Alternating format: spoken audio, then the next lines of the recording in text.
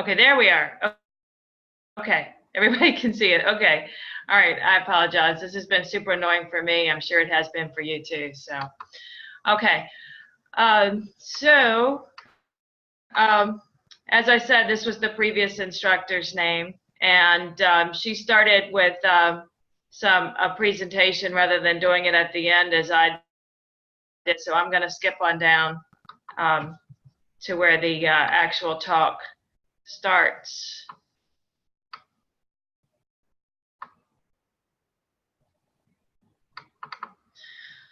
Okay, so how do dogs get heartworms?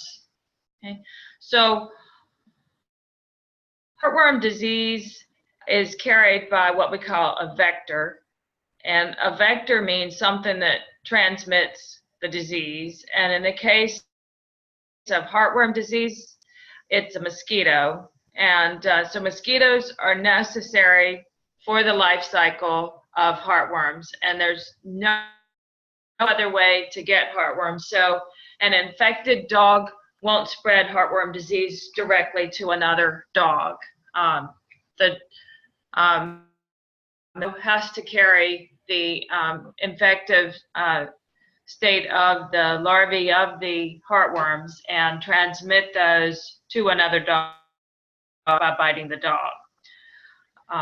There's no way to tell if a mosquito is infected with heartworms, at least not without sophisticated testing.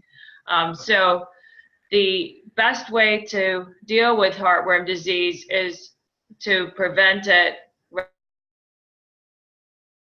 rather than ever have to treat it.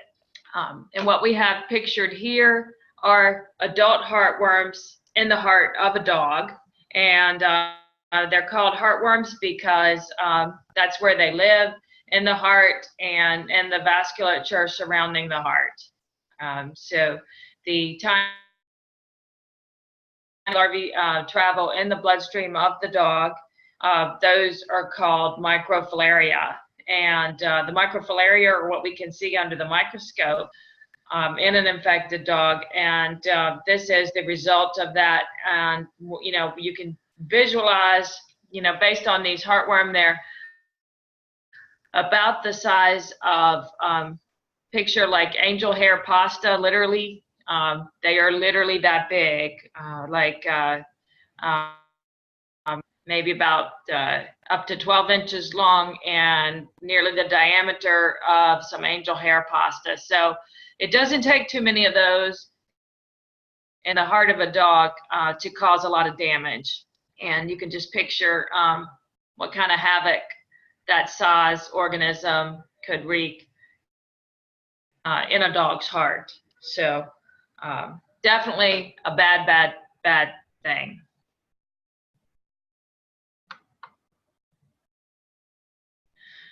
So where are heartworms? You know, what is the incidence? Heartworm disease has been reported in all 50 states. They only need to be bitten by one mosquito to get infected. And this map is from the American Heartworm Society, which if you're going to look up and read about heartworms, that is a very reputable site. They're the ones that do surveillance for the incidence of heartworms, and they devise the treatment protocols and have conferences every year and so forth. These are the experts, and that's where we go as veterinarians to look at to make sure that air treatment and prevention that we're passing along to clients is up to date. The MAP incidents, most of us don't report heartworms. So this map is tremendously underrepresenting the incidence of heartworm cases. These are just cases that report positives. And I'm not aware of any clinics that actually report. So maybe in some of these states that have very few cases, they're good about reporting because they don't see very many. But where I am in Virginia, we see a ton. They say 26 to 50 cases a clinic, and I think that's very underrepresented. Where I practice, we are near the James River, and I think that probably, because of it increases the incidence of mosquitoes a bit, it does probably also increase the number of infected dogs. We see quite a few. I'd say a case or two a week, and that's the people that get their dogs tested. So you can imagine that those are the people seeking veterinary care that probably have tried to keep their dogs on preventative. So the incidence among those who don't seek veterinary care and never have their dogs on preventative, I would estimate is much, much higher. So just take this with a grain of salt. It shows you, where there are more cases and where there are fewer, but that's about all I would take from that. I wouldn't, go with the exact numbers, by any stretch. How do you know if a dog is infected with heartworms? There are a couple different tests that are commonly used in the veterinary setting. We have two in the clinic that I work for. They both require taking a very small amount of blood, literally 1 to 3 drops, depending on the test. One test that we have, it just is a positive or a negative. So it just tells you, does the dog have heartworms or not? The other test is coupled with some very common tick-borne infections, and that's called an IDEX SNAP test, and it gets the name because part of the process of running the test, you actually have to click down, and that's the SNAP part. But it tests for not only heartworms, but Lyme disease, Anaplasma, Ehrlichia, and I feel like I'm forgetting what. Sometimes there might be another, but those are the basic infections that it tests for.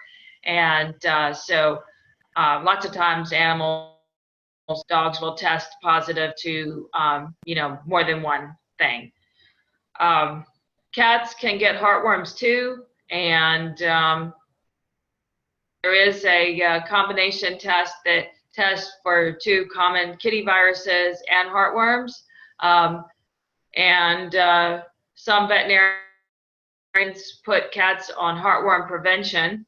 My practice does not currently recommend that for no particular reason except probably mostly economics.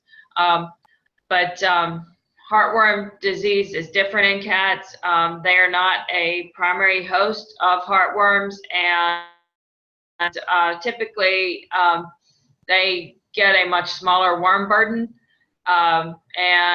What's also different is we don't have a good way to treat heartworm disease in cats. If a dog develops heartworm disease, we can treat them, and we're going to talk about that later in the presentation. With cats, because they're not the natural host of heartworms, they will typically just have like 1, maybe 2 adult worms, and their heart disease looks an awful lot like feline asthma, and they're treated basically the same. So rather than in dogs, we can actually kill the adult heartworms. It's a potentially toxic and risky treatment, but in cats, because they only have 1 or 2 worms and they don't reproduce in the cat and make baby heartworms, then they will usually, after a number of years, outlive their heartworms. And in the interim, while they have, their version of heartworm disease, we basically treat it about like we would feline asthma with steroids, and most cats live through their heartworms. Okay. Any questions about any of that? I'm going to come up here to chat and see if we have any questions about anything so far. If I can get chat to stay up. Okay, there we go. So questions. Let's see. Okay, so what is it called again? That is the American Heartworm Society. And the accuracy of the map is accurate. I just think it probably underrepresents. There are probably a lot more cases of heartworm disease than the map would reflect, but I think it does reflect is places where there's a higher incidence, which you can see like along the eastern seaboard, along the Gulf of Mexico. Those would all be higher incidences, and very few cases like out west, the white areas of the map. So symptoms of heartworm disease, and we'll talk about this more later, but they would mimic heart disease from any cause. Like coughing, any kind of respiratory difficulty, problems with just breathing in general, or lack of energy, any of those kind of things. I think there have been cases of humans don't really get heartworms, but if you look it up, I think I did see something on it. So it's basically a dog thing, but it seems to me I saw something about humans, but it would be like the cat. They can't reproduce in us because we're not a natural host.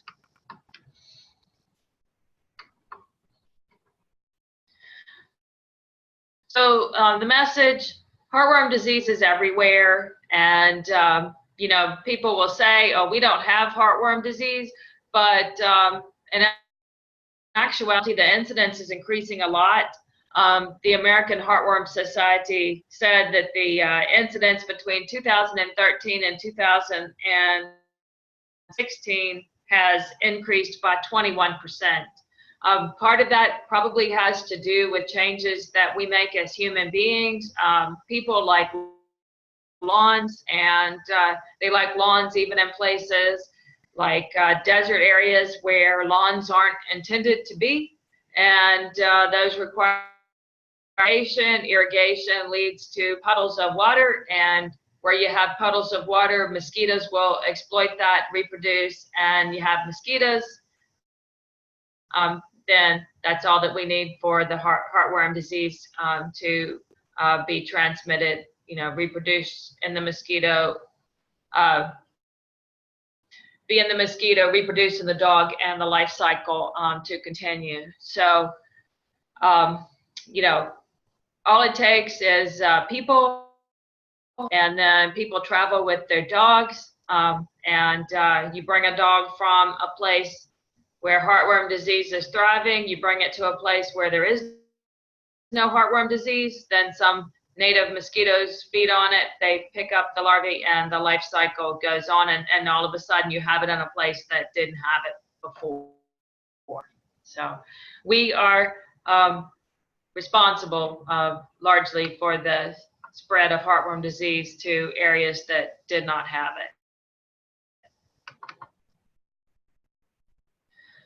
So this is an illustration of the heartworm life cycle, and your homework is going to be to create something similar and submit it this week, because I think that helps you learn about it. But we start up here with the mosquito picking up the tiny baby heartworms in the bloodstream, and if you were to actually take blood from an infected dog and look under a microscope, I do this all the time, and you actually can see the baby heartworms, the microfilaria. When a dog tests positive for heartworms, this is one of the first things that I do that helps me stage or get an idea of how long the dog has had heartworm disease, and it helps me plan the treatment, and helps me plan for, like, what's the likelihood they'll have problems, remaining from damage that they've had, based on how long they've had the infection. So you look under the microscope and you see red blood cells, and the heartworms, basically what you look for is movement of the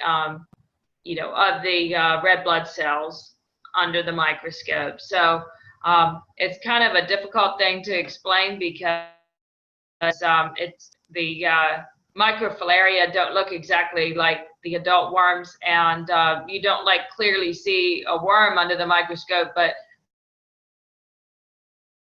once you see the movement, then you can see the outline of the microfilaria. So the part of the life cycle, the mosquito feeding on an infected dog picks up the microfilaria. They live about 2 weeks in the salivary gland of the mosquito, which lets them develop into a stage that's going to then be infected. And this is very efficient, because when the mosquito is feeding, they're sharing their saliva. That mosquito goes and bites another dog and releases those larvae, and they grow and develop through a couple of stages, and migrate from where they are to get into the blood vessels of the heart and the lungs. When they reach the right heart, and they're developed, we talked about to the stage that they're the adult heartworms, then they will actually reproduce and make the microfilaria, which are live. This illustration says like guppies. They're tiny. They're what we see, on the microscope that I was just talking about. And, at that point, the cycle continues. Okay. Any questions about that?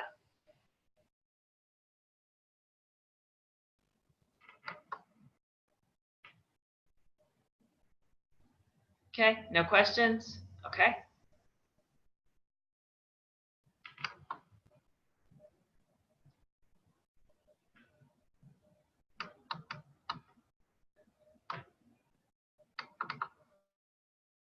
So the time for the disease to progress, it takes about 7 months for a dog to be bitten by an infected mosquito till you have adult heartworms, which then start reproducing. So if you see microfilaria, that dog has had heartworm disease for about 7 months. The adult worms, as I said, can grow to be up to a foot long, can live about 5+ years, and a dog might have as many as 250 worms. Okay. Rarely, there are a few veterinarians that do operations to remove these adult worms, and I've actually seen videos of that.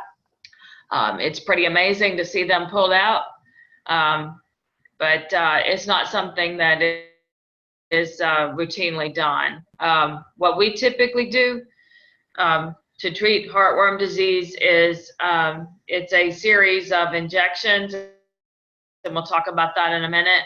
It is a compound that's derived from a compound called arsenic, and I'm sure you've heard of arsenic as being poisonous, and as you can imagine, it has to be poisonous to kill the heartworms.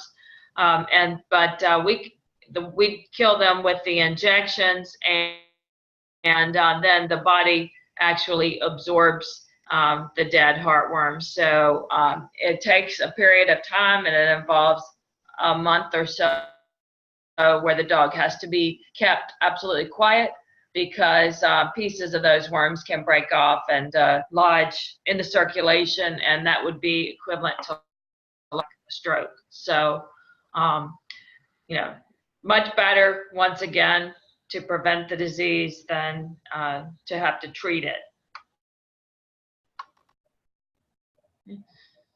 So this is just showing the heart, the worms, and describing the path of blood circulation and how the heartworms would move around from the heart, how they end up also, you know, in some other places.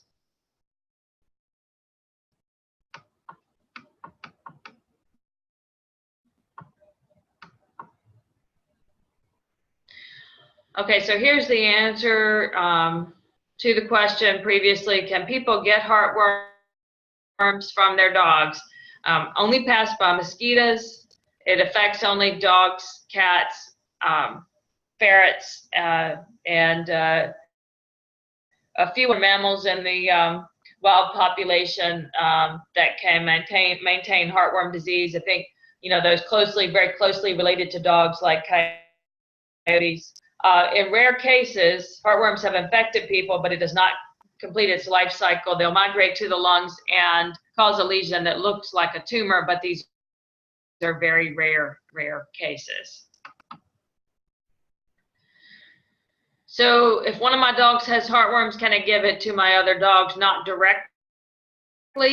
Has to go through the mosquito. And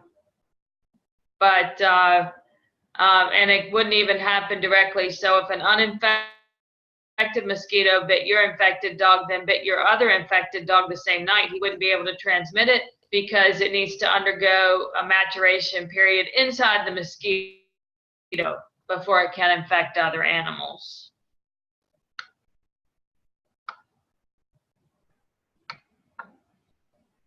Okay. So more details on that maturation process. The mosquito is feeding, ingest the circulating microfilaria. They have to mature for 2 weeks to the infective stage, which is called L3. The larvae are deposited in, you know, another dog, and they mature in the tissues of the dog to the stage L4. In 1 to 3 days, the L4 larvae migrate, and they are effectively adolescents for a couple months. During that time, they become sexually mature and migrate to the heart and lungs. The worms develop primarily in the pulmonary artery, and microfilaria would appear in the blood at around 6 to 7 months after the infection. So heartworm prevention. When heartworm prevention first came out, it was given as a daily pill, and this had some drawbacks, mainly, and it's hard for people to do something every single day, and you know, missing it was less effective. Now, most commonly, heartworm prevention is given monthly, and it should be given monthly, year-round.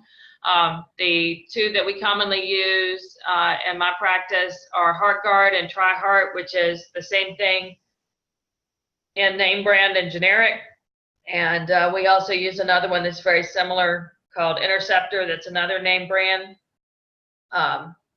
These are two other commonly used monthly heartworm prevention.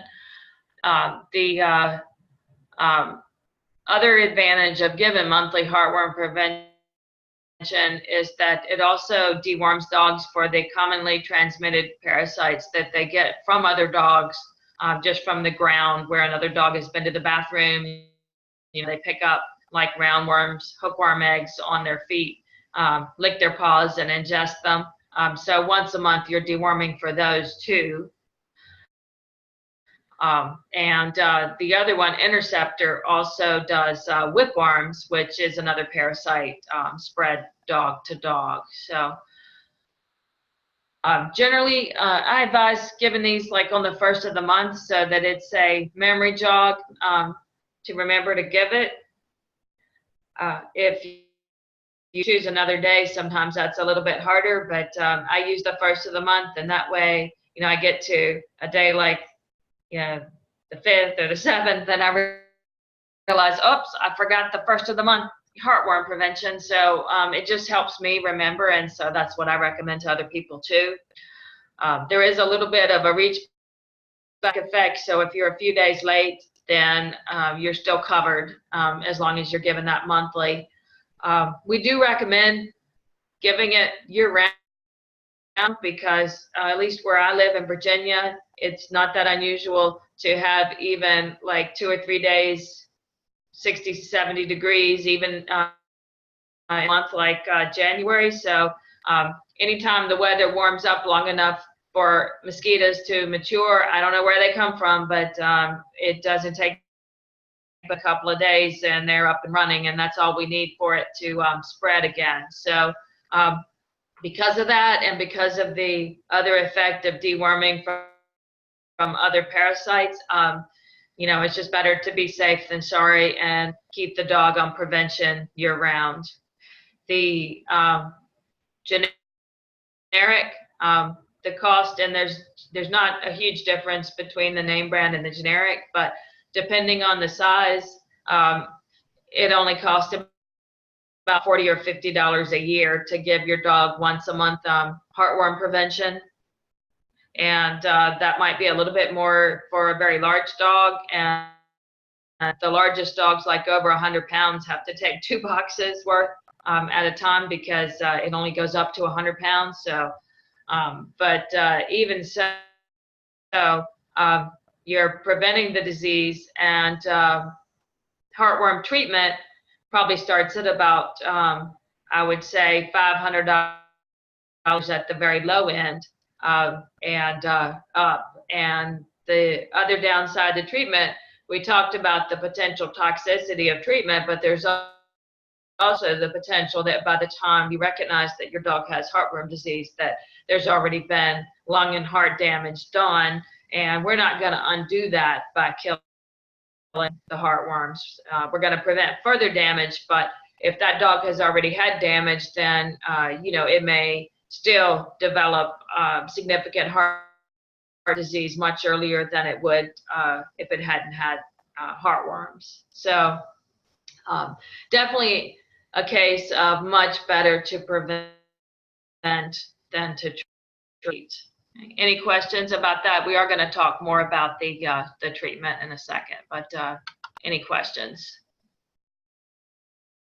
No questions yet. Okay. So this goes over the product ages for most of the medications for prevention. You can start as early as a puppy, about 6 weeks old, and some as early as 4 weeks. The size goes down to puppies as small as 2 pounds in the case of Sentinel. So there's really no reason to avoid starting the pet on their heartworm prevention, and every reason to do so. We commonly deworm puppies a couple of times with another product and then start their heartworm prevention to take care of their needs for both preventing heartworm disease and deworming them from their puppy worms also. So usually around their second or third visit, I give them their sample of heartworm prevention and get them started.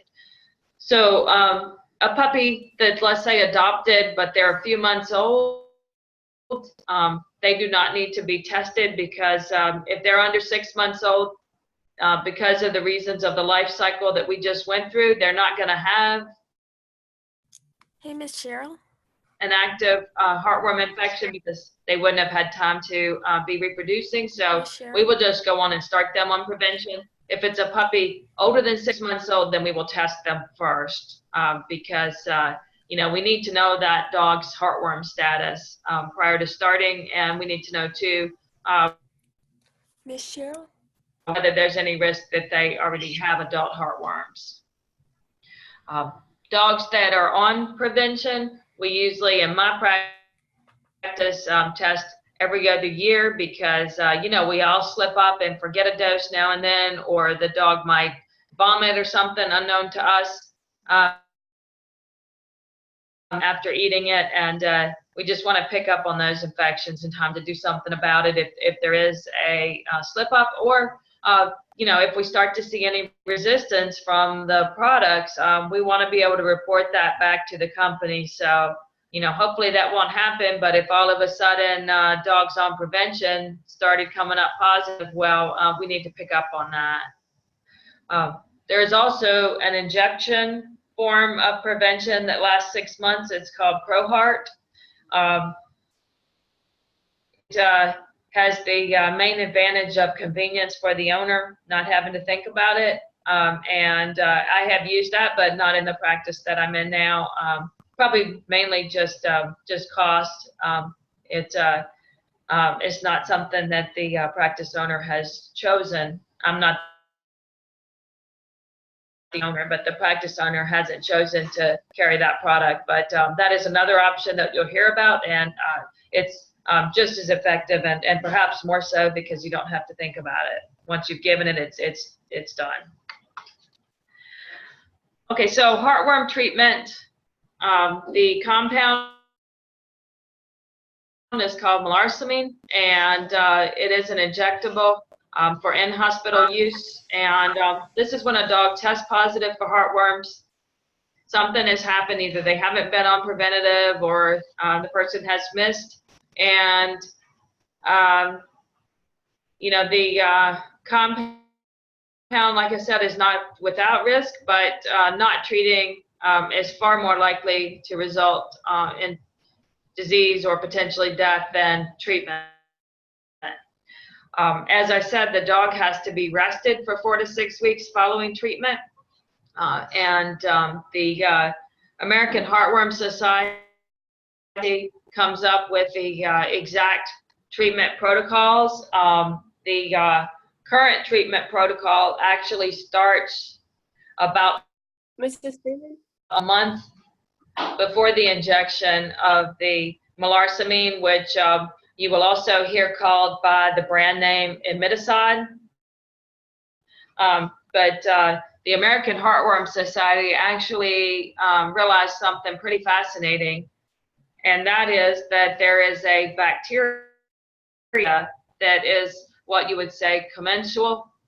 It lives with the heartworms, and that bacteria is called Wolbachia. Sounds like kind of like a Star Wars kind of name. It's spelled Wolbachia. And the Wolbachia bacteria is actually needed for the embryo development of the heartworm. Mrs. Hey, Freeman, Miss Cheryl? we can't see anything. You can't. Yeah, the See? slides are gone. Oh, that's crazy. Okay, They've sorry. been gone a long time. Oh, I'm so sorry. Let me go back. I have no idea why that went away.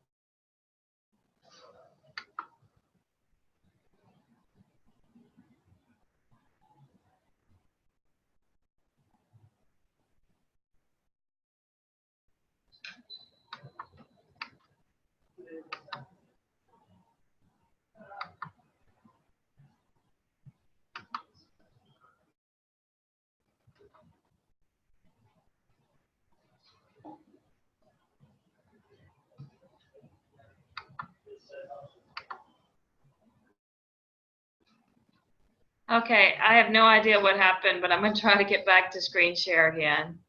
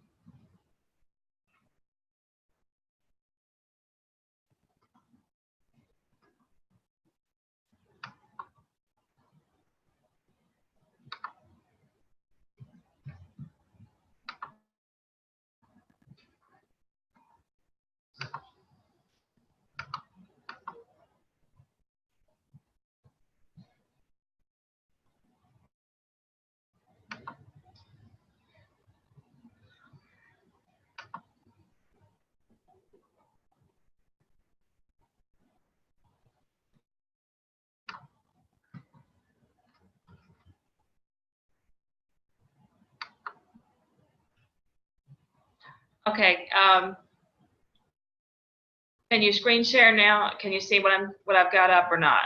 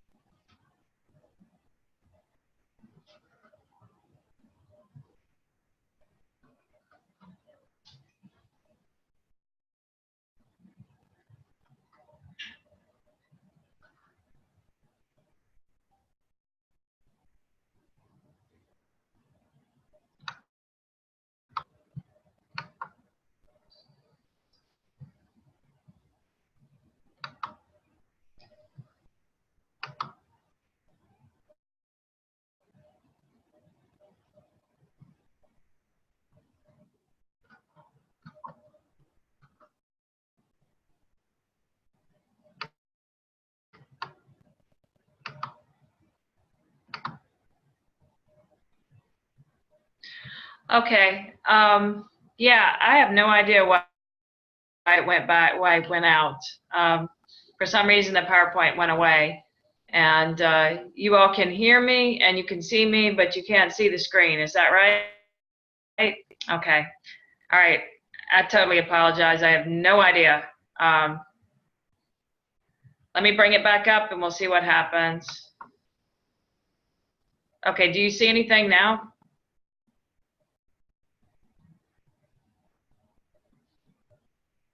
Okay. I apologize.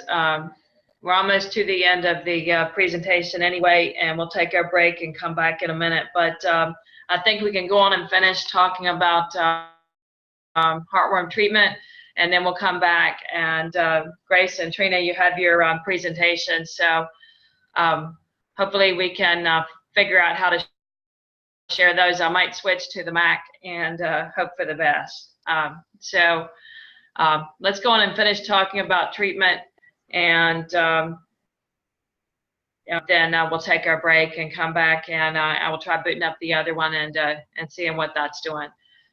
So heartworm treatment, the American Heartworm Society comes up with the recommendations, and we were talking about the Wolbachia organism, and what they discovered was that treating with doxycycline antibiotic for 30 days prior to having the dog come in the hospital for the melarsoline injections makes the treatment work better and the dogs do better.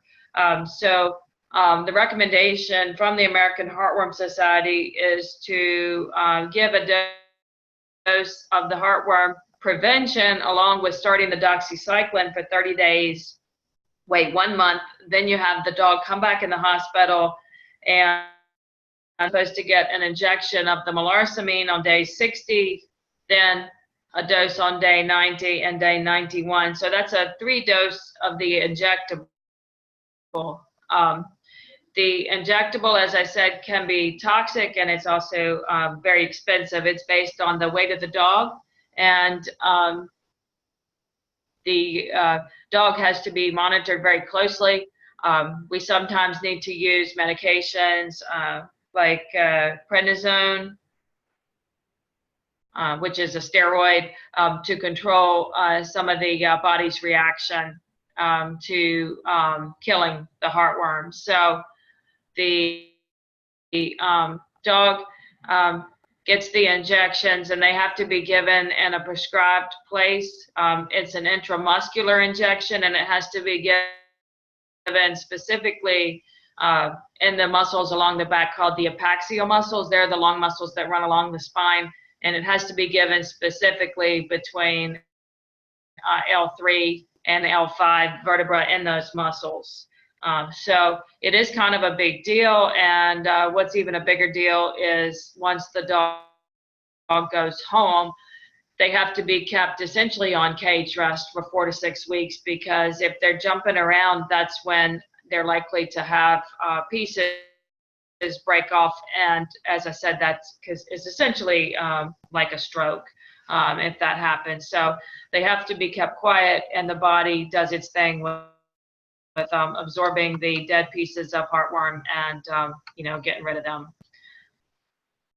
So from time to time, it's difficult to get the drugs for the treatment. They have issues with manufacturing enough and everything. So from time to time, we even have to, pick and choose which cases get treated. So always better to prevent.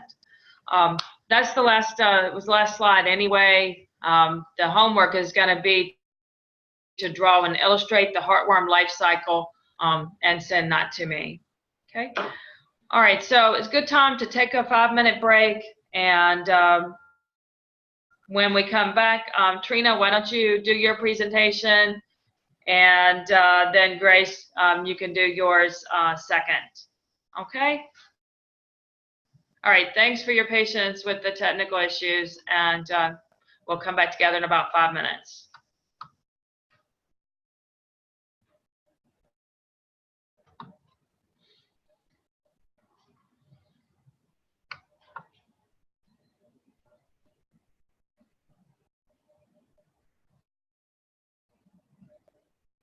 Okay, Grace, if you know how to share your screen, that'll be fine when we come back, if you and Trina know how to do that. I did save your presentations if I can get them up to screen share.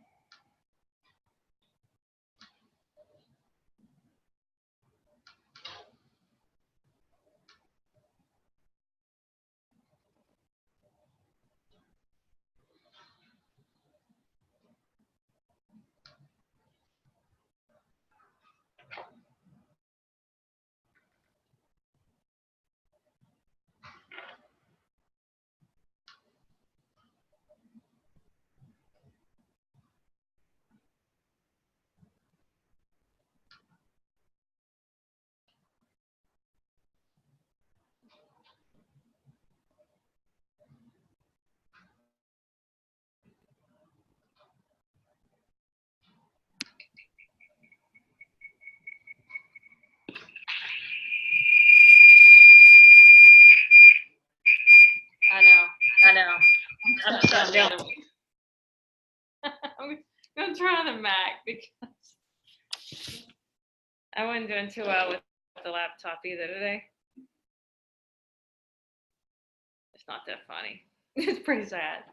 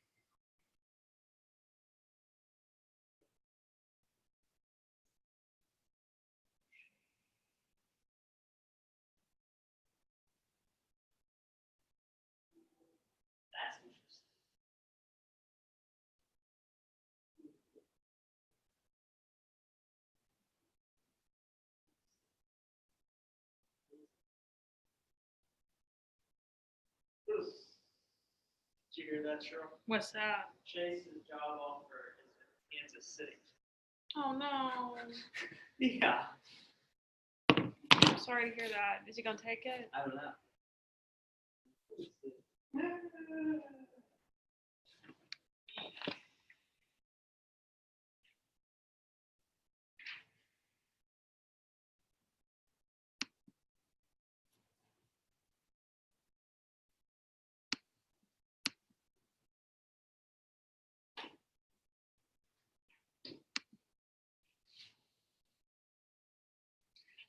Okay, is everybody back and can you hear me?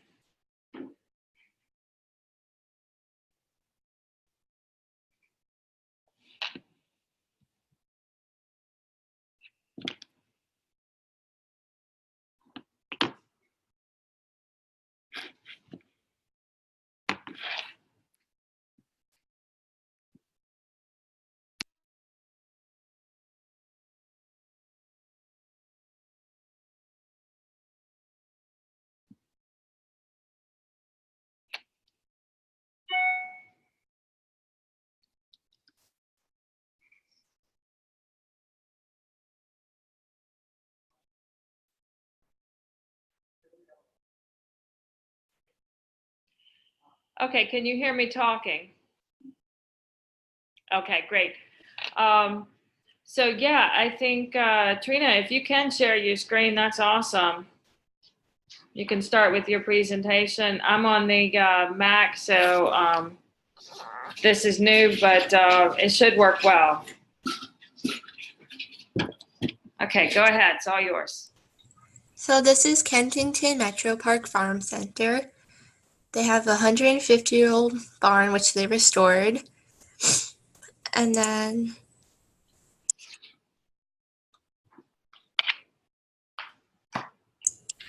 they have a lot of animals that live there. So they have horses, cows, pigs, sheep, all that. And they pretty much live their whole lives on the farm. Here are some of the animals.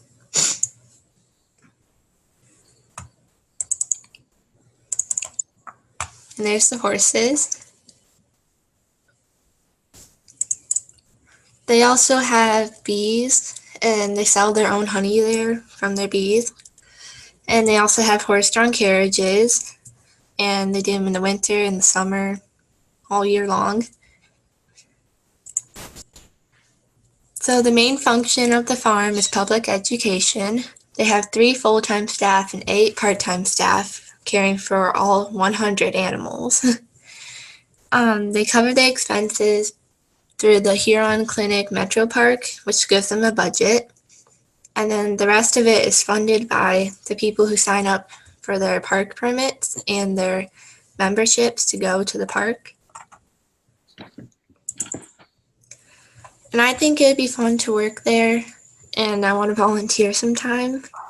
And the staff is really nice with the animals and people, and it's a really fun place to go, and it's really pretty in the fall. Yeah.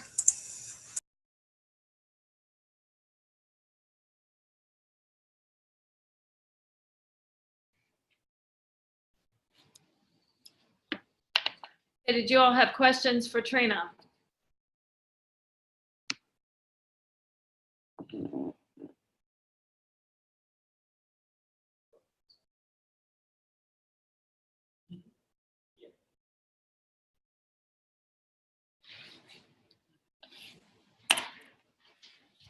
Okay, can you all still hear me?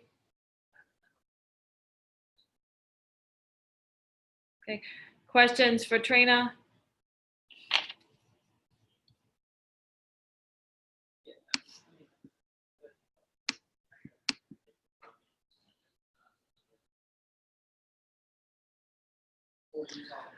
Okay, Trina, can you tell us some more about what you observed the day that you went and anything that you learned? Well, the day I went, the farm part was kind of closed, so I had to call later. But in the barn, they also have more animals, and they have a whole bunch of facts about the animals. And then in the spring, they have the animals, like the animals get born, I guess. And like some people even saw it like when they were there. And they have a whole bunch of other things you can do there too, like kayaking. No, they don't. They just keep them there so people can see them. And yeah.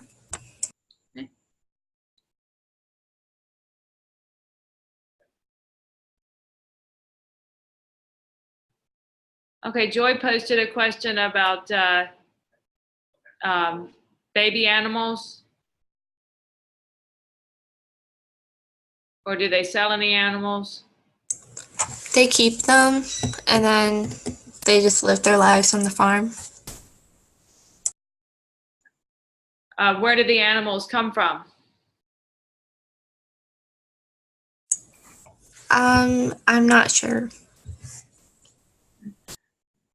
Maybe that'd be something that you could check on for us and get back to us about whether they are rescuing animals that, are in a bad situation or, exactly where they're coming from. Well, I know they rescue some, but I just don't know from where. Uh-huh. Okay. All right. Well, thank you. Joy is asking about their veterinary care. Do they have a clinic on the farm, or what happens when the animals get sick or need care? They have a clinic thing, not on the farm, but it's near the farm, and they take care of the animals. So it might be interesting to, talk to the veterinarian that works on the farm mostly and see what kind of things they treat. Yeah. All right. Well, thank you. Is that all you had to share with us today? Yeah. Okay. All right. Well, Grace, I guess you're up now.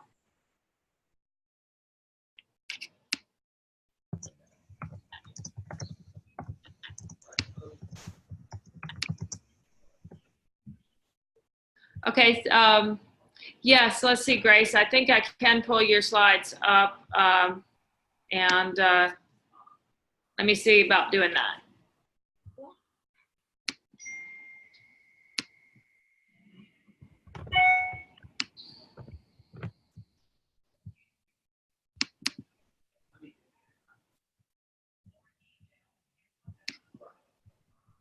Okay, can you guys hear me? Yeah, I just clicked on your thing, so that should be opening now. And so let's see what it does, okay? Okay, and I don't need my slides for my actual presentation. Okay, well, I've got your slides up, so are you just going to talk now and then we'll go through your slides? Yeah, I can do that. Okay, is everybody good with that? Can you see? Okay, well, I can hear you. If everybody else can hear you, you're good to go. Okay. So for my presentation, I asked my neighbor who is training a 4-year-old horse if I could come and watch one of their training sessions. And she said I could. So I went down last Thursday and watched her and her friend ride their horses. And I will kind of explain more of the training later. But the trainers were Karen, my neighbor, and she has Dream Dancer, the 4-year-old, and Stro, 13. She's had Stro since he was 6. Peg has had Lincoln, 23 years old, an old racehorse that raced for 6 years and is a thoroughbred. And he's pretty fearful around like the tractor in our arena and such. But Tyler is the one I rode, and Tyler's just pretty straightforward. He used to be a beginner horse for beginners to ride and just get used to riding. But then he got tired of the beginners yanking on him and all that, so he started to misbehave, which the owners treated as misbehavior and him trying to be bad, which really was not the case. But so Lincoln Peg's horse is an English horse, and he does something called forging, which means he's not picking up his shoulders. Therefore, he's hitting his front feet with his back hooves because of him not lifting his shoulders. So he wears rubber front boots 24/7 because he peels off the shoes doing that. Miss Peg does make sure that the shoes aren't rubbing him or anything like that. Next is Stro. He's a dressage horse. He's really amazing. I don't have a lot on him, but the trainers are working on walking properly, which means the horse should be stepping with his back hooves in the front hooves, hoof print. Also, the head of the horse should be bobbing, so the rider's hand should be go forward when the horse kind of pulls his head without being bad. You can barely feel the pull, so he stretches his head as she gives slack on the rein. I kind of hope that makes sense. That wasn't the best example. Next is Dancer. She's 4 years old and very green. It's a funny story. My friend had her when she was a little, I don't even know how old, and she just turned out to be too much for my friend who's not a beginner, but not an advanced rider. And this horse needs a pretty advanced rider. So she can be saddled and ridden, but is still getting a lot of training. Since she's a green horse, which means not fully trained, she holds her barrel high, so it's kind of slanted. Because with a rider on her back, she's trying to keep the rider from falling off her, basically.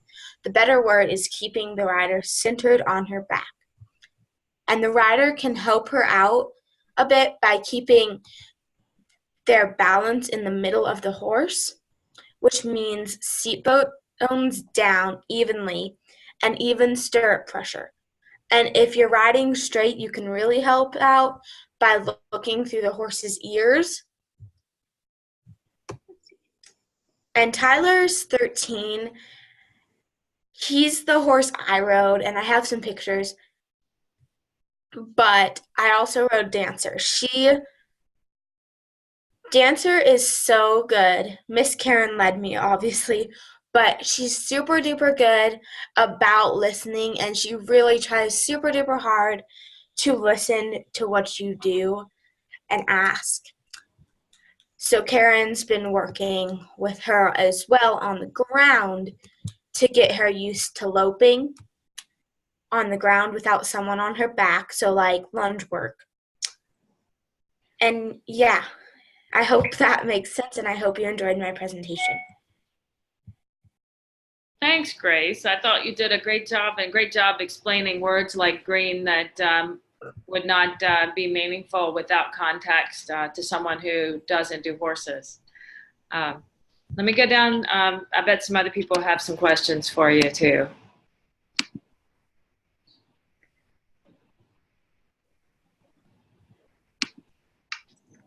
Let's see, chat, questions?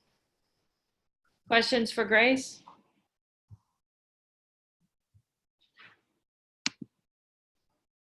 Oh, you got quite a few questions here.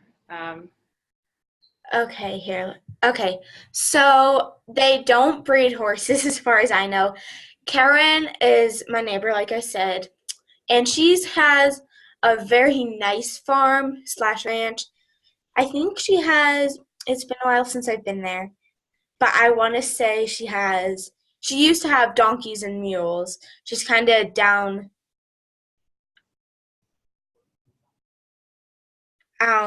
cutting down as, she's getting a little bit older. But Karen has for sure 2 horses, Stro and Dancer. And then Peg has a different farm. I've never been there. But and I know that she has 2 horses, Tyler and Lincoln. The breed, I'm not positive. I think Pistol's for sure a quarter. It's Dancer now. Sorry, her old name was Pistol. But she's a quarter horse, I'm pretty sure. And Lincoln is a thoroughbred racehorse. He used to be. So he's pretty high strung. And it's really cool to watch. So, Miss Freeman, do you have my slides or? Yeah, they were up, and I don't know why they went away. Maybe because somebody was talking or something. So let me see if I can figure out how to get those back. Okay, if not, I can try to. Yeah, I don't know why they went away, but let's see if they'll come back now. Okay, because I do have the pictures on my phone, so I could I've put got on it my right web. here. Here it is. Okay. Can everybody see that?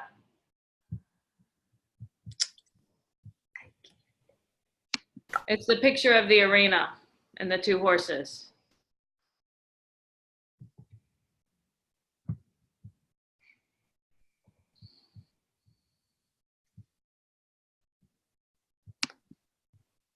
All right, for some reason, it's not showing up to everybody. Let me try again. Okay, now can you see? Yes. Okay, there they are. Awesome. Okay, so this is Karen working with Dancer, also known as Dream Dancer. She right now is trying to get Dancer to lope on the ground, and Dancer is not quite sure about that, so she's mostly trotting, but I do have a couple pictures of her loping. Okay. So then this is Dancer loping. I kind of, on the slide, stretched the picture out a little bit so that it's a little bit clearer. One of the ways I can tell personally that this horse is loping is she's a little bit slanted to the side, but not a lot. And the way just by the way she looks, I've watched a lot of horses lope. So, yeah.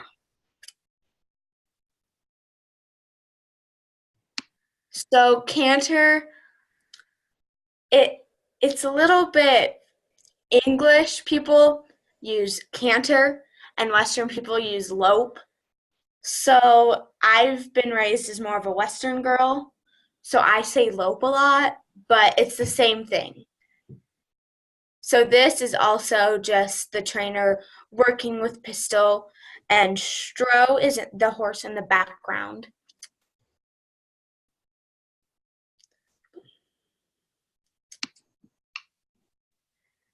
Okay, so the picture on the left is Pistol Dancer again, and the one on the right is Tyler. That is the old beginner horse, and he's a really kind boy. Miss Peg is letting me ride him some, so I've gotten to know him a lot, like doing that. And so, yeah, she's working on jumping with him. Is that the paint horse you're talking about? Yes. Tyler's the paint. Uh-huh. Okay.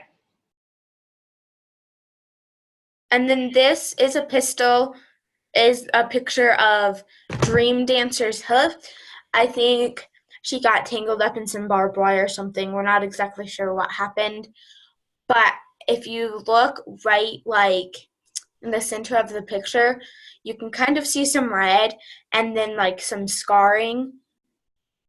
And so it's mostly healed up, but Karen is being pretty careful about what she does with the horse. Uh-huh. Did you want to say anything about the tack area of the horse trailer? Yes, so there's something really cool about this horse trailer that's one of my favorite things. I'm not sure if I have another picture of this, but if you look kind of to the right of the thing, you can see some hay. This trailer has a place for hay, which is super nice, but as well as in the tack area, you can see there's a metal door. And the reason for this door is because if you're loading, and those horse trailers, the kind that she has, they're a little bit slimmer, and so the horses go straight in, and then there can be another horse beside them. So that door is an escape hatch in case, something were to happen and she needed to get out of there, which is a really nice feature, especially with a younger horse or a fearful horse. Absolutely.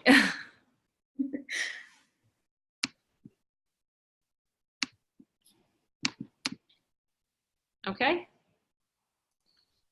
Let's see. Okay, so the one on the left is just another picture of the cut. I got a couple. One was a little bit better than the other. And the one on the right is an up close of Dream Dancer's face. She's a really cute horse.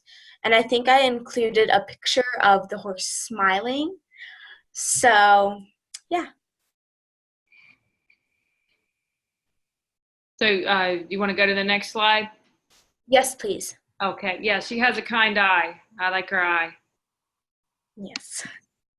Okay.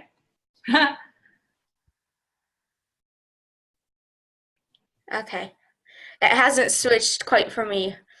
But okay, so the one on the left is me riding Tyler, and then the one on the right is Dancer smiling. She has been doing this, I'm guessing, as long as my friend has had her. She's very sweet. In the background, you guys can't see this, but in the background there, Miss Peg is waving a treat and waving her finger. So Pistol knows she's going to get a treat for it. Oh, that's a great trick. I'm glad to see you wearing a helmet. Good job. Thank you. Okay. For some reason, it's back to this one. Is this the last slide? Yes. So that was just a little bit of a better picture of the tack area before it was a little bit cut off. So beside the doors, there's 2 storage areas for saddles. And the way this trailer is set up is an amazing setup. I personally love this trailer. So, yeah. I really hope you guys enjoyed my presentation. Absolutely. Thank you. That was very interesting. And it was interesting. This was in Colorado, right? Yes, I'm in a small town in Colorado, and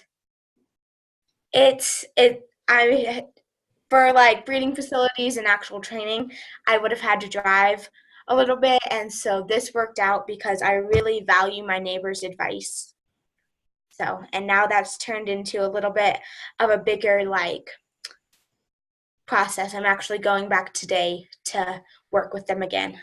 That's fantastic. Are you in a mountainous area of Colorado or flat or what kind of climate? We're surrounded by mountains. Like that's basically everything you can see. Does it look like a very nice facility? I took an acupuncture class in Fort Collins for small animals and horses. So I spent 4 weeks out there, but they were a week at a time. And Colorado weather just amazed me because it seemed like it could snow one day and be 70 the next. But in some ways, the winters seemed milder than our winters in Virginia because you just didn't have the stretches, it seemed like, of the sub-freezing weather. Is that accurate for where you are, yeah, or is it more severe? Yes, I mean, we can we can have quite a snowstorm. A couple years ago, we had one that was it wasn't that scary, but it was a blizzard Christmas Eve.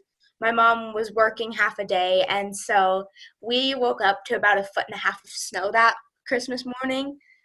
And that was my favorite Christmas ever because there's been a couple Christmases where it doesn't feel like Christmas because there's no snow and it's pretty sunny. Wow. Yeah, that would be a very expensive facility.